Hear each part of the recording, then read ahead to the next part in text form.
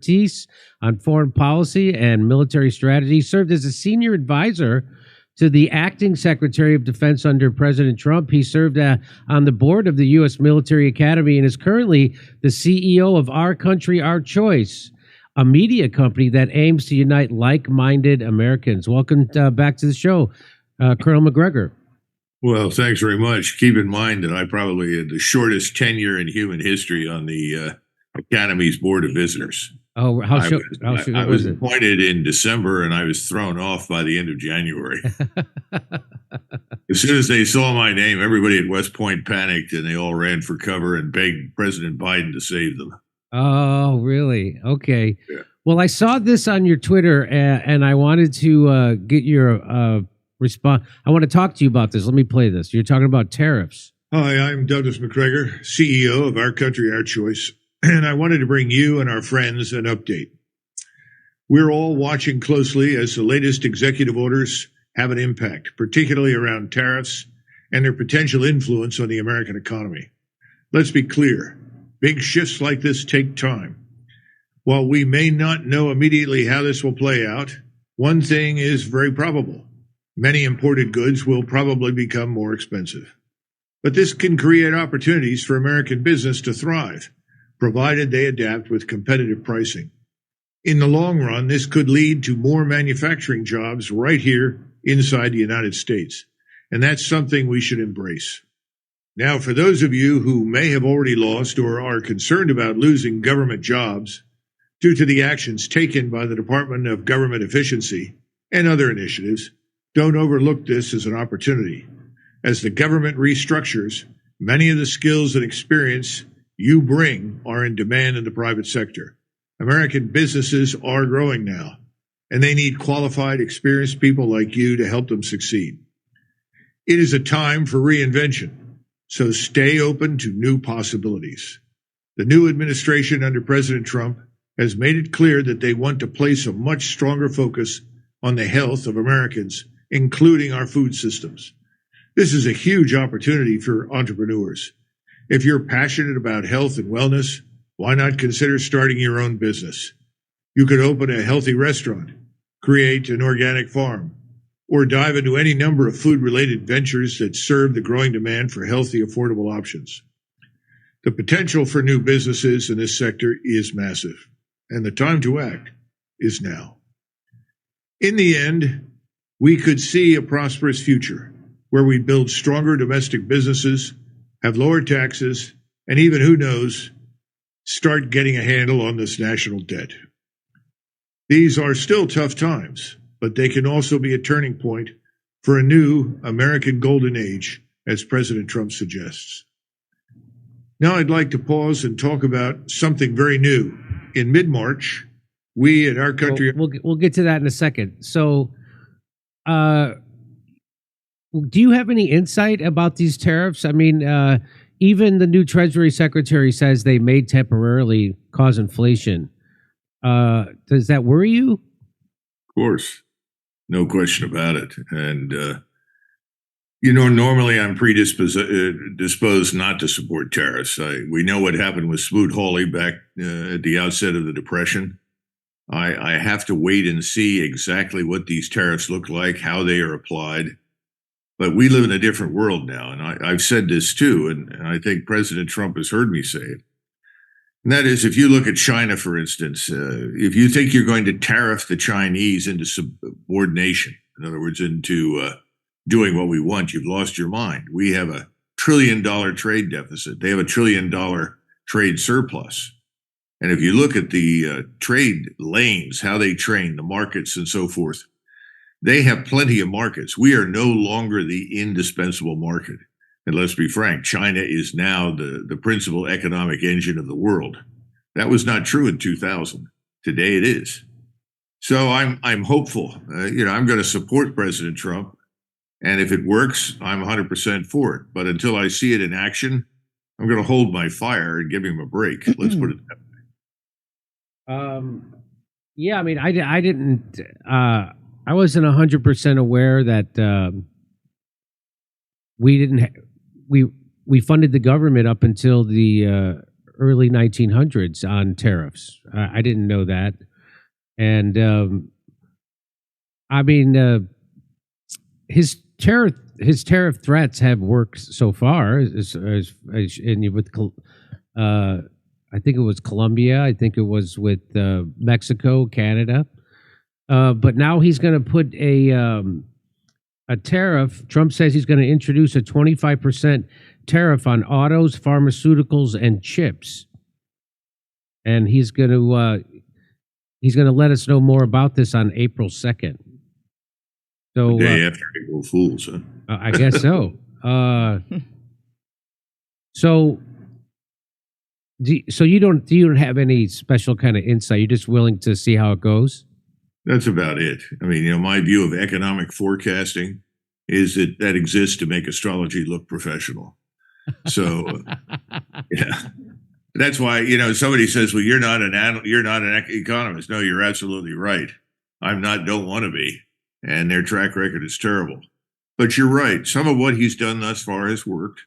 Whether or not the next set of tariffs will be productive is anybody's guess. But, I did have a dig in there. It was kind of tongue in cheek when I was speaking to all those former government workers. I mean, you could just see all these government workers struggling to get jobs in the private sector. And you can see the doors open in the private sector to them. Please, you innovative, improvisational geniuses that have been running the government, please join us. We desperately need you. So that was kind of tongue in cheek. But the rest of it, yeah, I'm going to give him a break on that and hope that it works. But we'll see. So you don't have the huge anxiety over an unelected billionaire having access to your Social Security. I was always more comfortable with unelected bureaucrats having access to all that, but an unelected billionaire, that seems beyond the pale. Well, I would say that unless you're a young woman and somewhat fertile, you have nothing to worry about. Because I'm sure that'll be of interest to Musk. He seems to have turned himself into a one-man production machine. Yeah, no kidding. Yeah, he certainly does. So, yeah, do you want to tell us about your new media venture?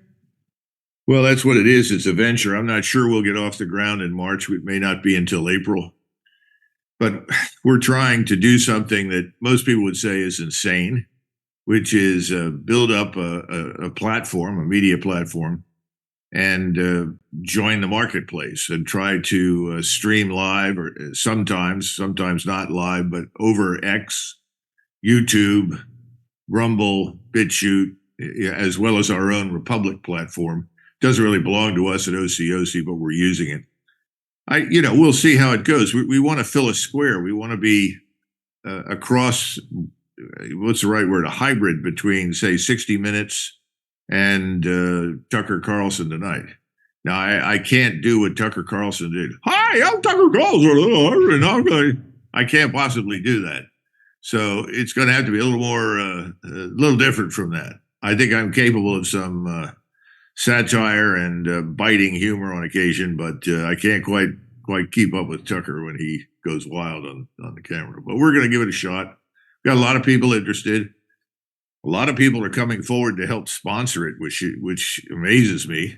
I'm not sure I trust me that much, but I'm grateful for the opportunity, and we'll give it our best shot. Okay. I wanted to. So you said you were just talking a little. You said we need to understand that China is different.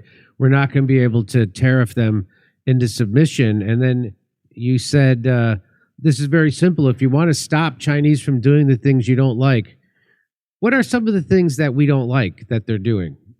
Well, there are a number of things. First of all, there are huge numbers of Chinese that have penetrated our labs. This is not new. This started back in the 90s. You'll recall under President Clinton, you had this Chinese scientist that suddenly made off with all sorts of nuclear secrets from Los Alamos. And everybody stood around and said, well, how in the hell did this man ever get into Los Alamos? Well, it's not just Los Alamos. It's all over the country. Major universities, engineering firms.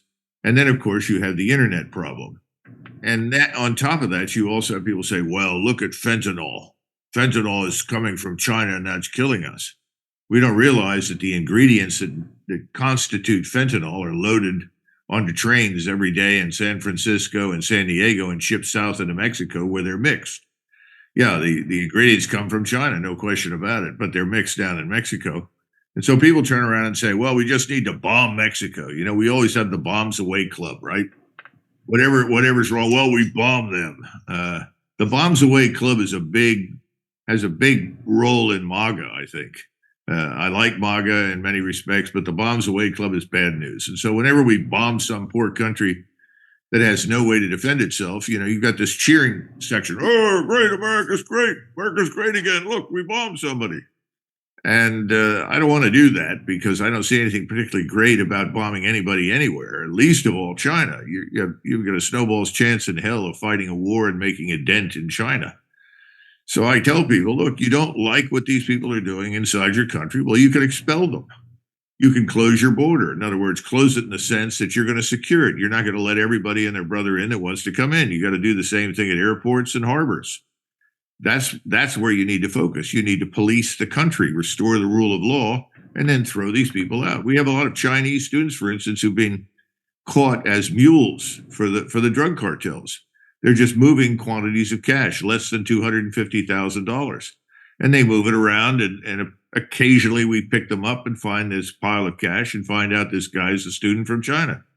Well, maybe we don't need too many students from China anymore. You know, I used to go to North Korea, or not North Korea, but South Korea and Japan occasionally on business. And they would always look at me and they would say, why are you Americans so stupid? Of course, you know, that's a question that deserves a lot of answers. But, you know, I looked at them and I said, what are you talking about? I said, do you see any Chinese in our universities? Do you see any Chinese in our laboratories? Do you see any Chinese in our country? I said, well, I don't know. I said, no. What is wrong with you? They've been doing this for 2,000 years. They steal it and send it home. There's a lot of truth in that. So we just have to come to terms with what we're dealing with. That doesn't mean we need to go to war.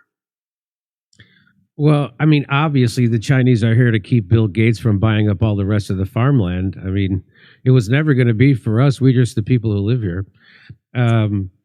So what do you think about all the saber rattling about Taiwan?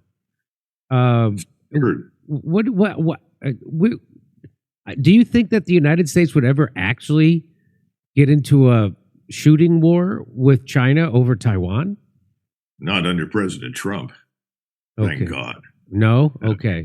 He's not going to do that. He knows too much about Taiwan and China.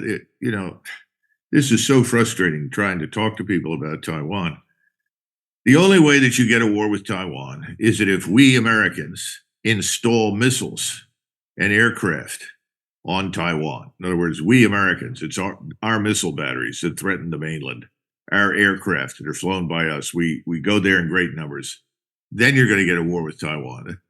Otherwise, no, there's not going to be a war with Taiwan. There are two major parties that vie for power on Taiwan. One's called the Kuomintang, and that's Chiang Kai-shek's old party. And then there's a second party that I won't try to pronounce. And that one is essentially historically pro-Japanese and now very pro-American. The president is from the pro-American party, but the parliament is currently dominated and controlled by Chiang Kai-shek's old party. Well, what's the difference?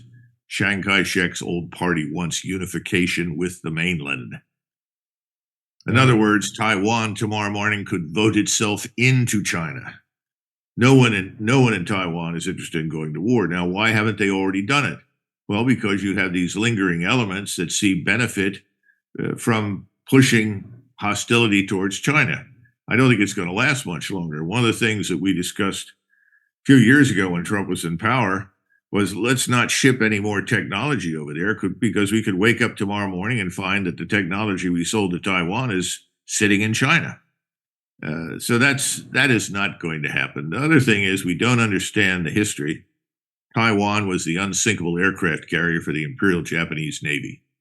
Every major invasion of China staged by the Japanese, except for the invasion in Manchuria, came from Taiwan. In other words, they moved forces from Japan, assembled them in Taiwan, and then launched them into China.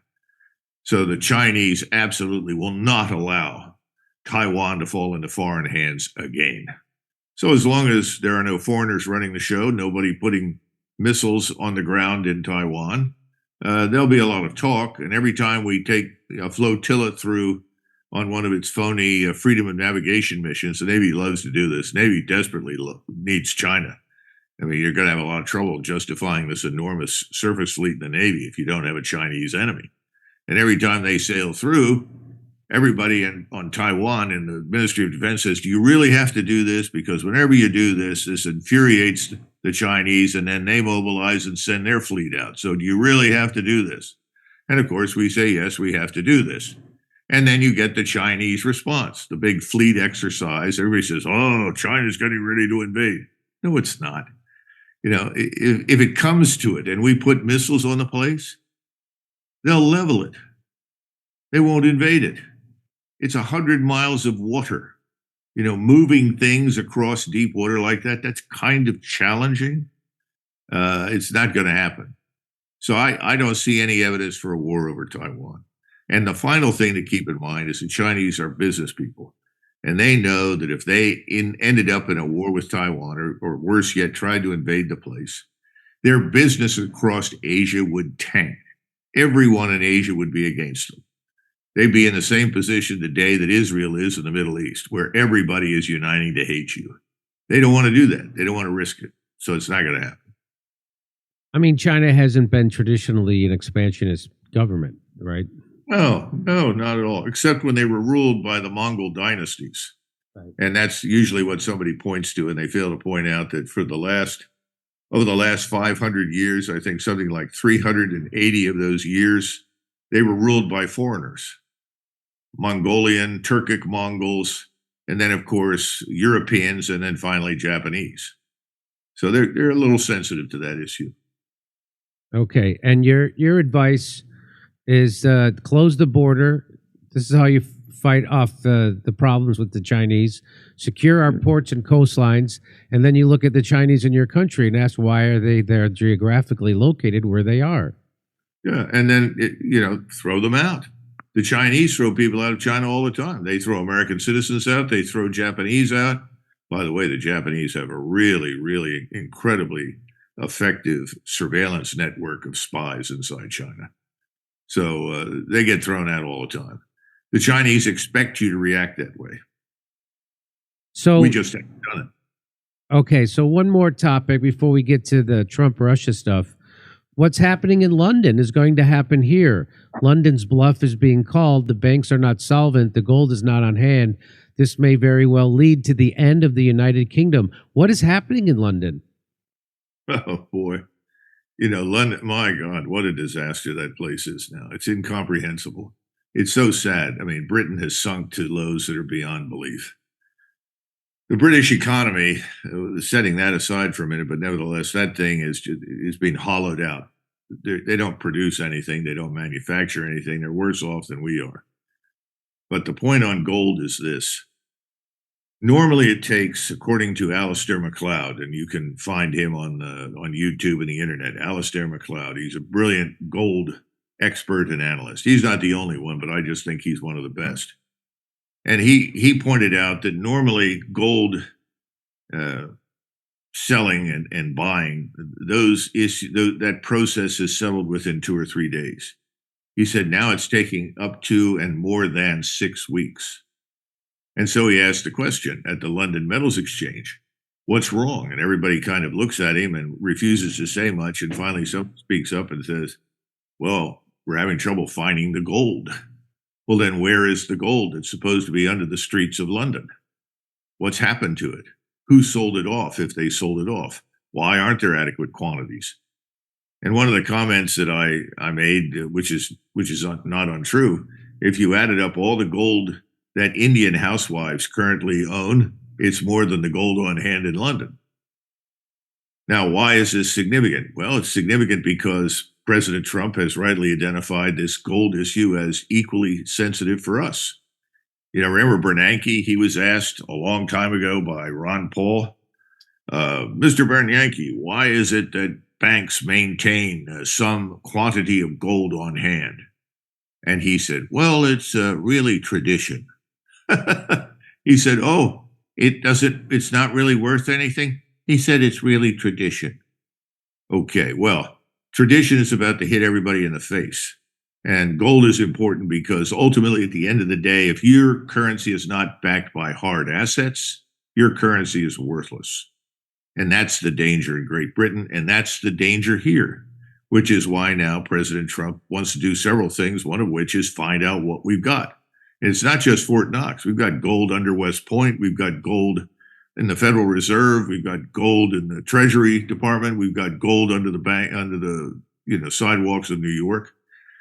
And just about 5 or 6 years ago, I think it was Merkel who wanted to repatriate Germany's gold to Germany. She only got 40% of it back, and then nothing came. And the Germans asked the question, where's the rest of our gold? And they were told to shut up. So we don't know what we've got either. So now Trump has talked to Bessemet and said, well, we need to revalue the gold because gold is worth much more than $42 an ounce. It's worth thousands of dollars an ounce. I don't know if that'll work or not, Jimmy, but the point is that Britain is a little ahead of us. And all of this has to be seen as part of the problem with treasuries.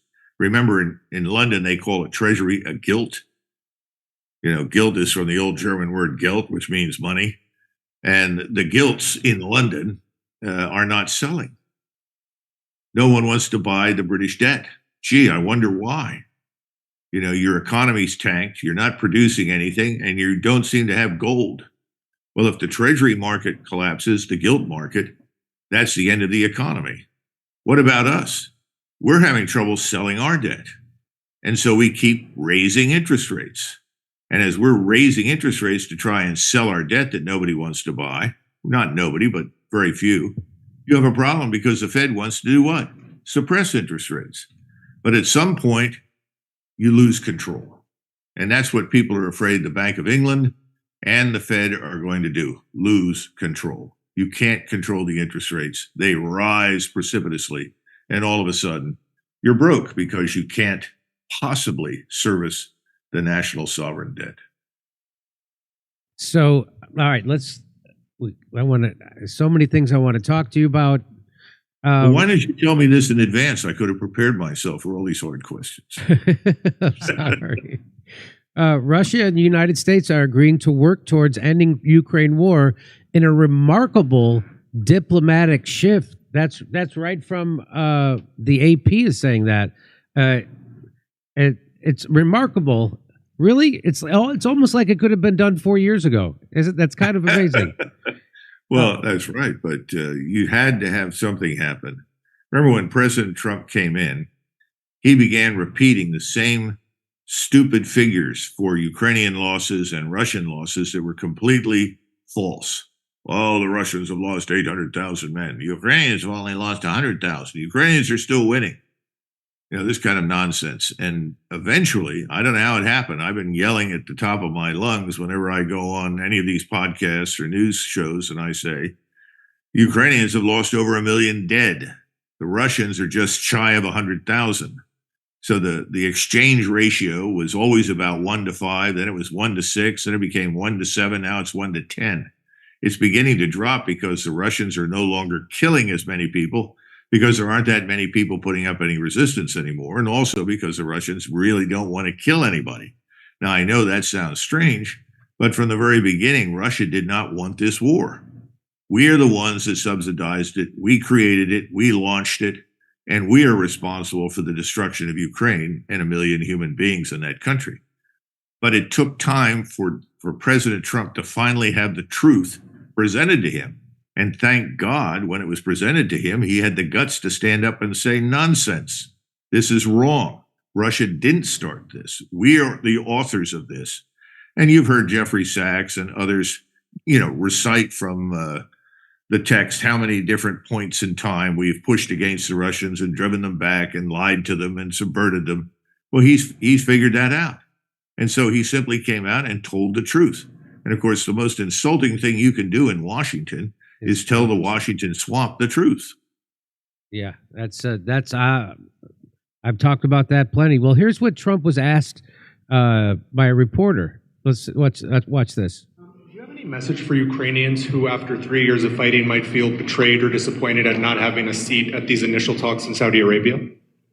Well, I think I'm really disappointed in what's happened. I've been watching this for 3 years. It's a war that would have never happened if I was president, and I've been watching these people being killed at levels that you've rarely seen, not even close, since the Second World War. Hey, but can I just say to that reporter before I let President Trump answer this?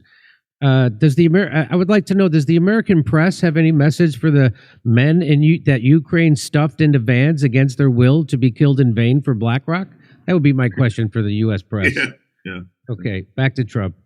And I'm very disappointed. I hear that, they're upset about not having a seat. Well, they've had a seat for 3 years and a long time before that. This could have been settled very easily. Just a half-baked negotiator could have settled this years ago without the loss of much land, very little land, without the loss of any lives, and without the loss of cities that are just laying on their sides. You have those magnificent golden domes that are shattered, will never be replaced. You can't replace them.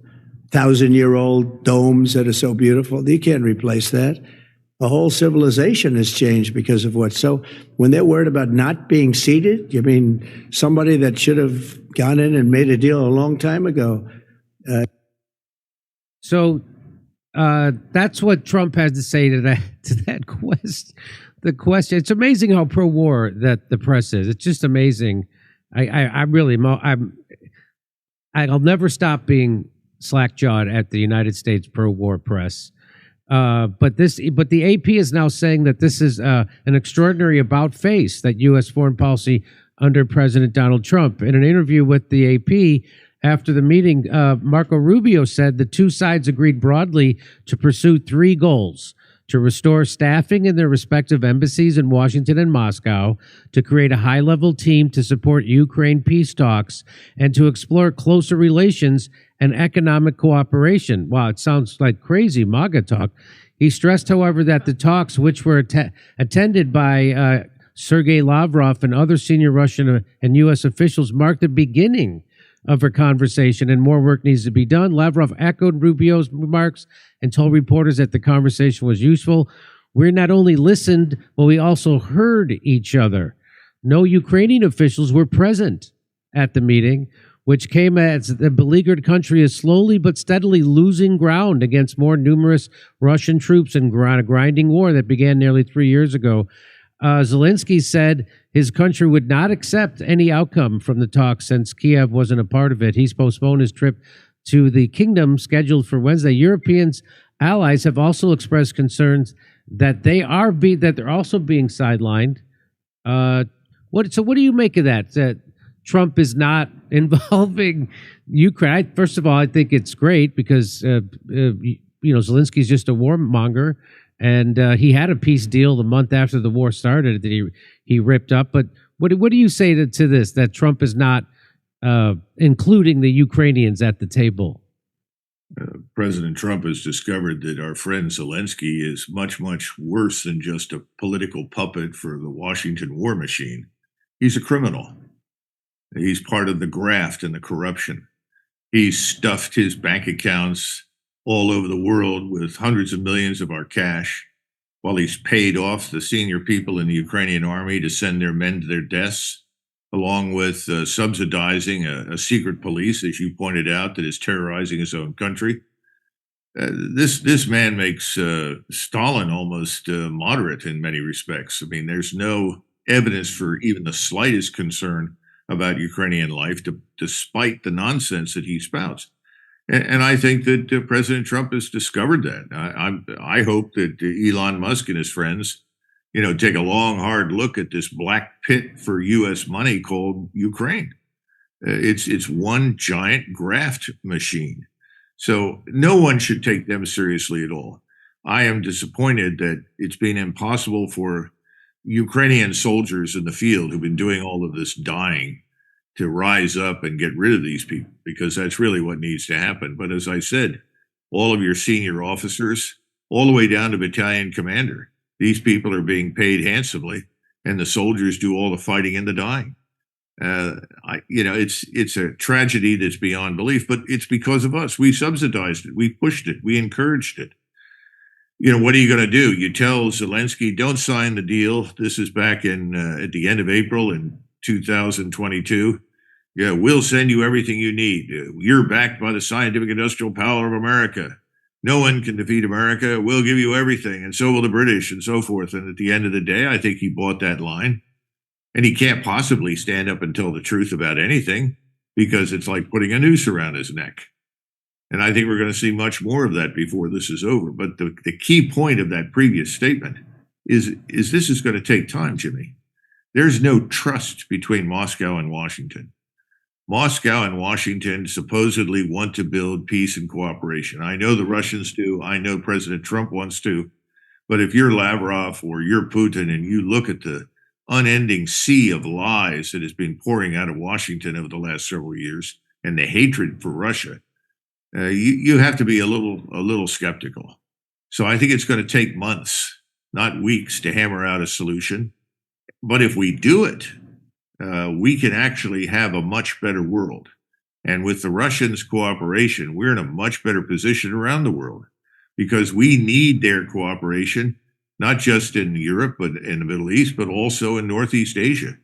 And they're close to China, and we want to cultivate better relations with China. And I think President Trump has made that clear. He said, I want to take the U.S. Navy out of the South China Sea. You can imagine the heart attacks in the hallways there in the Navy staff. He said that. He's right. And he wants to do business with China, but he always has said, I want to be smart about it. We want it on an equitable basis. It has to be mutually beneficial. So, again, that's why when you asked about Taiwan, I think the signs in Asia are good. I also think he wants to get out of Korea. He made the comment, I'm open to the South Koreans possessing nuclear weapons. Well, he wasn't really talking about nuclear weapons. What he was saying is, I'm ready to leave South Korea. And we are. We ought to get out of there. We've been there for 70 years. The Chinese and the Russians are in control of Northeast Asia, and they can settle the problem on the peninsula quickly. Xi absolutely loathes Rocket Man in North Korea. That whole regime is nothing but a catalyst for war, which the Chinese want nothing to do with. It's Moscow that's kept it alive. But if Xi says, I want this to end, Putin will end it because they depend entirely on subsidies from Russia to do anything. So I think, Trump has broken the code. He's on the right track in foreign policy now. He's talked about cutting the defense budget by 50%. You can do that if you know what you're doing. So much of it is graft and waste, and that's what Elon Musk and his friends are going to discover there. I can't wait till they get to Medicare and Medicaid. Well, a lot of MAGA people on Medicare and Medicaid, so we'll see what happens. No, but they're also talking about 30 million people that don't exist that are on Social Security. Yeah. So that would be good. I know. I just saw that. I'm like, that's hard to believe. I saw the headline. I'm like, could that really be true? That they have, I think it was 20 million. Maybe it is 30 million. That doesn't matter. That's a big number. And that are on Social Security and that are supposedly over 100 years old. Okay. So Trump called Zelensky a dictator. Here's his Truth Social post. I'll read it to you. He says, think of it, a modestly successful comedian. I thought he was talking about me. Zelensky talked to the United States of America into spending $350 billion. First of all, nobody has to talk America into spending money on a war that couldn't be won. We've been doing that over and over and over since World War II. Also, so I wouldn't put that on Zelensky. He didn't have to talk us into that. A war that couldn't be won, that never had to start, but a war that he, without the U.S. and Trump, would never be able to settle. The United States has spent $200 billion more than Europe, and Europe's money is guaranteed, while the United States will get nothing back. Why didn't Sleepy Joe demand equalization in that this war is far more important to Europe than it is to us? We have a big, beautiful ocean separation. On top of this, Zelensky admits that half the money we send him is missing. He refuses to have elections. First of all, Yeah, he does. He's very low in Ukrainian polls, and the only thing he was good at was playing Biden like a fiddle. Okay, I have to fact check that again. Zelensky didn't play Biden like a fiddle. Anthony Blinken stuck his hand up to Biden's ass and worked him like a puppet. That's what happened. Okay. Well, we need to understand something, though. I know you don't want to compete with Zelensky, but you really can't, because he's the only man in the world that can play the piano with his private member. And unless you want to go him one better, I mean, that's your privilege. But no, this guy is a crook. What else is new? So he calls him a dictator. He calls him a dictator without elections. Zelensky better move fast, or he is not going to have a country left. In the meantime, we are successfully negotiating an end to the war with Russia, something I'll admit only Trump and the Trump administration can do. Biden never tried. Europe has failed to bring peace, and Zelensky probably wants to keep the gravy train going. I love Ukraine, but Zelensky has done a terrible job. His country is shattered, and millions have unnecessarily died, and so it continues. Well, that is all true. Well, there's something else here that President Trump doesn't say, but is in the background, and we all need to understand it. Ukraine is a metaphor for globalism. And what you're seeing is the globalist war in Washington, Paris, London, these other capitals where the ruling elites have all joined the globalism campaign. In other words, let's create the new utopian world where we all live under one world government, where we're all obedient to whatever world organizations say, whether it's World Health or something else, where there are no borders, where there is no national identity, there is no religion, there is no morality. It's whatever we say is right. All of these things are part of the war. And why? Because the globalists saw Russia from the very beginning under Putin as a terrible threat to globalism, because Putin said, we are a Russian Orthodox Christian country. We rest on a foundation that is 1,000 years old. We have a religion, a way of life, an identity as Russians, and we are not going anywhere. And that's what he said. And no one wants to hear that, because look what we have managed to do in Europe. Look what has happened to Germany, France, Italy. I mean, Italy is making a modest recovery thanks to Giorgia Meloni. God bless her. But France, 1 in every 4 adults or 5 adults is a Muslim. And the city of Paris is overrun with non-French. The French cannot assimilate all of these people. The Germans can't assimilate them. Britain can't assimilate them. This is a problem. Why are they there? To destroy those societies. So I'm going to ask you that question you just asked about, because, Keir Starmer, I showed a video of him in 2020 who was promoting open borders, and it was saying that immigrants aren't our problem and you're a racist if you think having this right. And then now, just a month or so ago, he came out and demanded answers about this open border policy as if he wasn't the one pushing it. So it happened not only in the UK, but it happened all over, France and why? What is that about? Is that just the globalists trying to destabilize countries? Yes, yeah, absolutely. It's not just to destabilize them, it's to transform them. In other words, to eradicate national identity, national culture, national language, supplant all of that with this amorphous mass of people who at some point in the future will all live in perfect harmony in the utopian globalist community. And by the way, they'll all be ruled by the globalist ruling elite. And there won't be any more elections that mean anything, because those elections will be rigged. I mean, that's happening in Germany right now. They're keeping the AfD, Alternative for Germany, which they continually describe as far right, which I throw up, and then sometimes I laugh when I hear that, because none of these people ever knew any real communists or real Nazis. These people are moderate people. All they've said is, we think Germany should survive. We think borders should be defended. We think unwanted illegal migrants should be expelled. We want the rule of law. We want a halt to the criminality. Gee, those are really radical ideas, aren't they? Aren't we asking for the same thing? Well, this is crazy. Well, isn't it funny that the mainstream media, the ruling elite in Europe, they're all warning about this extremism from the right wing, the AfD. They're extremists and they're far right.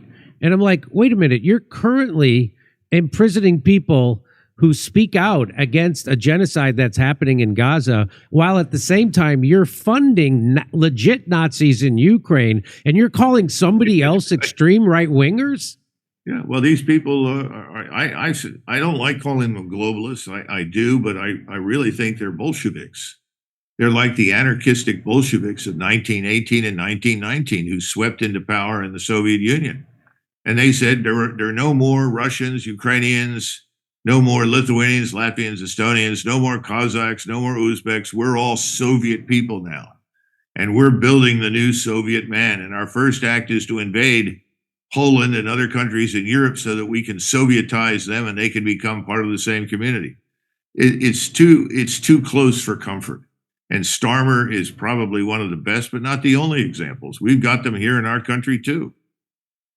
Yeah, well, so this idea to do this, to flood Europe with immigration and to dilute its population and to create, it also creates people fighting each other instead of coming together to fight the globalists, right? So they I always have to remind people, if you're upset at someone lower on the economic ladder than you, pretty good chance you've been manipulated by someone higher on the economic ladder than you. And that's the game. So that's another, the chaos always favors the establishment is what I try to remind people.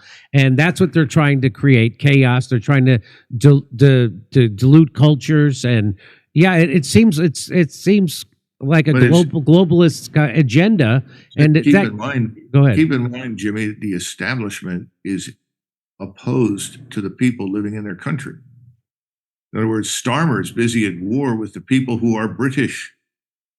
He doesn't want to prosecute rape gangs because these rape gangs are constituted from young Pakistani men, sometimes others, but usually that. And they're gang raping English girls, and they line up for the opportunity to do this. This is not unique to England. This has happened in Germany. It's happened in Sweden. It's happening in France. And who is the problem? It's the local Frenchman, the local Englishman, the local German. Oh no, shut up! You have to be tolerant. You're immoderate. Oh, you are a racist. Not that this is our country. We live here. We have a culture, a way of life. We have laws. And we didn't say no one could come here. We simply said, if you come here, you must adapt and obey our laws.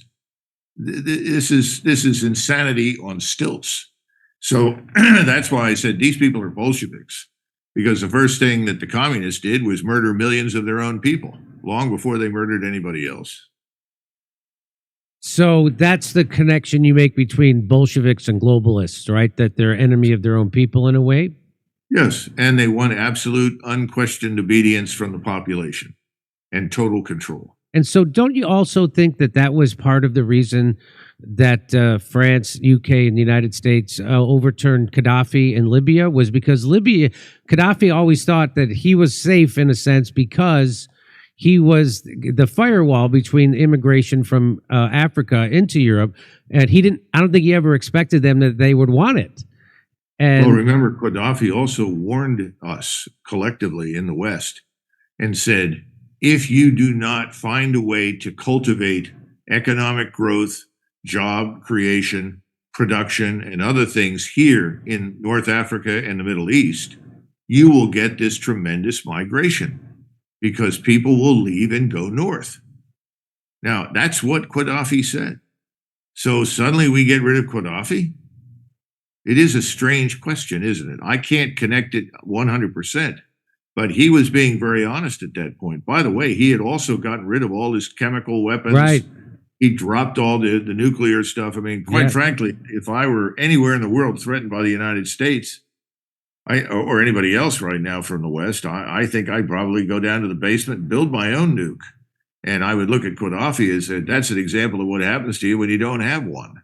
I mean, this is the sort of stupidity that we have created that is spreading across the world. We say, well, Iran can't have a nuclear weapon.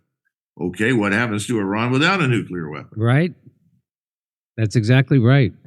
So Donald Trump, do you have to go? No, not yet. No, okay. I'm good for another 5 minutes. Okay, so Donald Trump said this. He wants elections. Here, let's hear. We're hearing that Russia wants to force Ukraine to hold new elections in order to sign any kind of a peace deal. Is that something that the U.S. would ever support?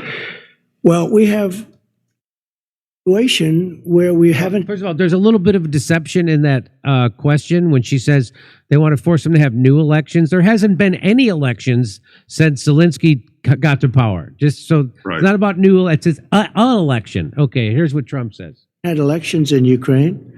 Well, we have martial law, or essentially martial law in Ukraine, where the leader in Ukraine, I mean, I hate to say it, but he's down at 4% approval rating, and where a country has been blown to smithereens. You got most of the cities are laying on their sides. The buildings are collapsed. It looks like a massive demolition site. The whole, I mean, so many of the cities. I mean, they haven't done it in Kiev because I guess they don't want to shoot too many rockets in there. They've done it 20%, but they haven't done it 100%. If they wanted to do it 100%, it would probably happen very quickly. But you have cities that are absolutely decimated. And yeah, I would say that, you know, when they want a seat at the table, you could say the people have to, wouldn't the people of Ukraine have to say, like, you know, it's been a long time since we've had an election. That's not a Russia thing. That's something coming from me and coming from many other countries also. So do you think, I mean, it is amazing that he's just kind of appointed himself dictator. He's gotten rid of the opposition newspaper, the opposition parties, and he's canceled the elections. So what would you like to say to Donald Trump saying that they're going to force elections on them? Well, first of all, suspend that military aid immediately. Whatever is going over there needs to stop now. No more cash to this regime, not a dime. Get all of the Americans who are inside Ukraine out. Turn to the Organization for Security and Cooperation in Europe. They have monitored and conducted elections for decades all over Europe and even beyond Europe as observers. Get them into the game. Stop that nonsense and say you need to bring observers into the country to supervise elections. But while you're doing that, you need to deliver humanitarian aid. Instead of sending bullets and bombs and so forth, the Ukrainian people need humanitarian assistance. Just as we see people in Gaza that need to be fed, need to be clothed, need medical care and so forth, that's needed now in Western Ukraine. It absolutely must be there. Those should be the top priorities, and let them run this thing. Can an election be held? Yes, of course it can. And I think the Russians want to make sure that whatever government they meet with is legitimate, because they know that Zelensky's regime is not legitimate. That's why it was extremely wise of President Trump to exclude them from any discussion with the Russians right now. So now, are there some Ukrainians sitting in Russia who could come back into Ukraine and participate in the elections? Of course there are. You know, some people will say, well, they're all spies for Russia. I don't think they are. There are a lot of Ukrainians living in Russia. We forget that something in the neighborhood of 2 million Ukrainians left Ukraine and went to Russia when the war started. Now, will other Ukrainians come back who are overseas? I don't know. Many of them may not, but some will. So we ought to be interested in getting the Ukrainians back into Ukraine, because there's something like 14 or 15 million living outside the country in the West. Get them back into Ukraine, or some number. Let the OSCE supervise this, and then have some kind of legitimate council, something elected that can treat with the Russians. That's all. And the other point is the Russians don't want to rule Ukrainians. Wake up. I grew up with Ukrainians in North Philadelphia. You know, believe me, the Russians don't want to rule those people. You'll be at war forever. They're crazy. I love them, but they're a little nuts. And they will not submit to Russian rule. So that's not on the table. The table is neutrality and ending the war and not living in hostility with Russia. That can be done. I would get the OSCE in it. I would get us out. We are not honest brokers. Forget it. Neither is MI6 in London. So last time you were on the show, you mentioned you wanted to talk about astrology. No, I made some comment about astrology makes more sense than what passes for strategy in Washington. Oh, okay. You have a better shot at getting things right talking to your astrologer than you do talking to Tony Blinken or any of those people. That is correct. Okay. And okay, I thought you seriously wanted to talk about it. So I just wanted to. Zelensky says he will not accept a deal now because he's not at the table. So here's what he said. That President Trump said this week. He did not say yes when he was asked if he sees Ukraine as an equal member in the peace process. He did say later that Ukraine would have a seat at the table. Have you been given any assurances that Ukraine will have an equal seat at the negotiating table? So I will never accept any decisions between the United States and Russia about Ukraine. I'll just step in here and say it doesn't matter what Zelensky accepts. We paid for all this. So anyway. Never. And our people, never. And our adults and children and everybody. It can't be so. This is the war in Ukraine against us. And it's our human losses. And we are thankful for all the support, unity between USA, in USA, around Ukraine support, bipartisan unity, bipartisan support. We're thankful for all of this, but there is no any leader in the world who can really make a deal with Putin without us, about us. Yeah, he sounds like the drunk guy when he's being loaded into the back of the cop car in handcuffs. You're lucky I'm cuffed right now. I'd kick your ass. He needs to pound out a new tune on his piano. Yeah, no, So it doesn't really matter if he accepts this or not, right? Well, let's be frank. What's his prognosis for longevity? I don't think it's very good. Now, I'm sure he wants to join his wife, who's heavily guarded at their Italian villa in Tuscany, where they're growing wine and living the good life. Anybody want to lay bets as to whether or not he ever gets there and how long he lasts if he does? So who do you think would come for him? You think it would be the Azovs, or you think the globalists? Who would come for him? Who knows? Okay. Well, the globalists aren't going to do anything. They're already, at this point, thanks to President Trump and what he's been doing, I think they're totally discredited. But the rest of it, who knows? I mean, there's always the Mussolini treatment. That's one option. The Ukrainian people themselves. Or, there's the Trotsky alternative. He went to Mexico and miraculously woke up with an ice pick in his head. So, I don't want to get into this sort of thing. I think these things have a habit of sorting themselves out. Okay. Colonel Macgregor, I appreciate you coming on. Good luck with your media project. I hope you'll come back on soon. There's a million more things we'd like to talk to you about, but I know your time is short. I appreciate you being so generous with your time. Great to have you on, and look forward to talking to you again soon. I am your unworthy servant, and thank you for the privilege of joining your show. Okay. Thank you. All right, we're going to take a break, and we'll be right back. Thank you so much.